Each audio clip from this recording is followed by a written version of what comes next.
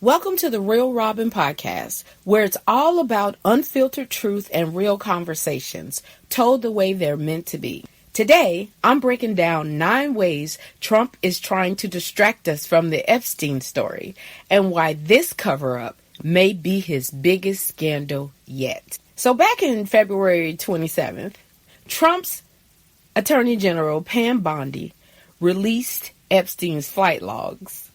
You may remember that. And in them, Trump's name appeared 7 times between 1993 and 1997. So basically, he had been on the plane during that period of time 7 times. So this is a friendship, right? This is not someone that you just in passing. And anybody else, it would be front page news, especially if it was the president of the United States. But in the world we're living in, that's no big deal today. Okay? But on July 7th, 2025, Trump promised to release the Epstein files and then backed out. He campaigned on it. He said he was going to expose Obama, the Clintons, the royals. He was going to do everything when he was campaigning. But on July 7th, the DOJ announced that there would be no confirmed client list released. So that was the first promise during this administration that Trump backed out of and made his supporters angry. Then on July 15th, he tweeted that the story was boring, and he told everyone to move on. He said it's sordid, but boring. And he said move on. Okay, how you going to move on with something that your campaign ran on and promised to release, but now the world, not just the United States, but the world needs to move on because you find it boring? Okay, you think you're going to sweep it under the rug? On July 16th, he lashed out at his supporters. Now, this don't bother me, okay? But all I know is if I was supporting someone who called me weak and gullible for focusing on Epstein, I wouldn't be supporting you anymore. I'm a lot of things, but weak and gullible because I want to see the Epstein files. It's crazy to me. On July 17th, the man who spent more than $250 million to get him in office, Elon Musk, turned on him about Epstein. He said that Trump's handling of the Epstein files was a cover-up.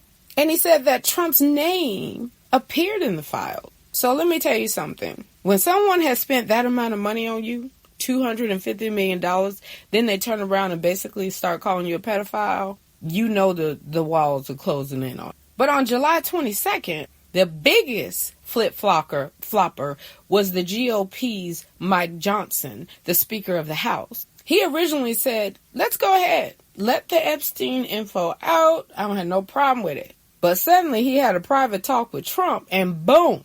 He reversed himself. He reversed himself so much that he shut down the vote that would open up an investigation and decided that he was going to dismiss the House early, a day early.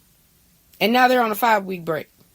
So I just want to ask y'all, if you come to work and you ain't doing your job and you are not focused on the people, which is what your job should be, and then this big scandal breaks and now the people want to know more and start digging like they digging a grave, and then you turn around and say, hey, y'all, Congress, y'all ain't did nothing y'all supposed to do. It's always fighting and y'all don't ever get anything done for the American people. You just pass tax breaks for the rich. But, oh, by the way, y'all going to go home a day early because I'm just being generous, even though the taxpayers are paying money for y'all to have y'all what's at work. But you know that there got to be a scandal because ain't nobody ever got to go home early, a day early from Congress. You would think, since we're paying them with our tax money, that they would be in there a day late trying to figure out how they're going to make these groceries go down. But no, they get a day early just so they can get their tails out of the house before somebody start asking questions or any more leaks happen. But what I hate to tell them during their 5-week plan to stay low is the time where this is going to blow the hell up. You would have been better casting a vote and saying, yeah, we'll handle that when we get back, but at least we voted for it. But no, y'all wanted to go ahead and get behind Trump's back. This is what makes this worse, is that normally the cover-up is worse than the crime. But in this case, the crime and the cover-up are almost the same because it's not just one person or two person. It's the AG. It's the DOJ.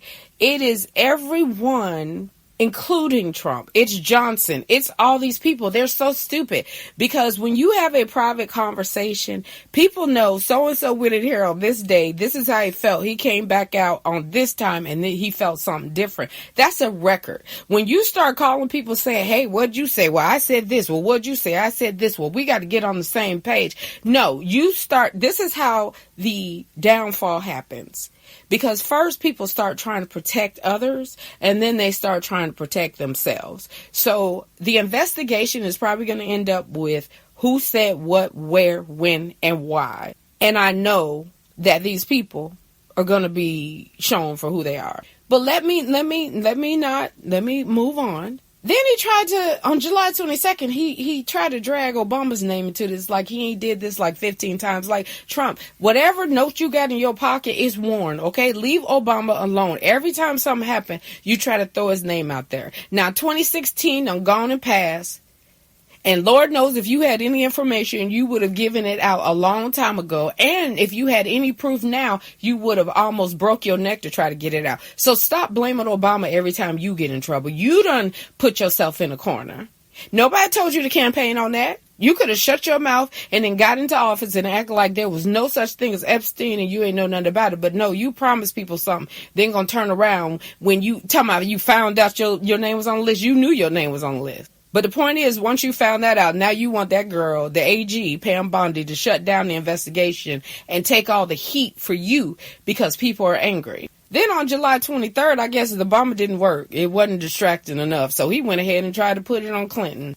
Said that Clinton killed Epstein. Well, you know, Trump, if you had all this information on July 22nd and July 23rd, we wish you would have shared it in 2019 when Epstein died, or 2020, 2021, 2022. Not when your back gets up in the corner. Not when you about to go ahead and come on down. Now you're just grabbing people's name and throwing it out there. Well, the name you need to grab and throw on out there is yours. Because listen, it ain't looking good for you.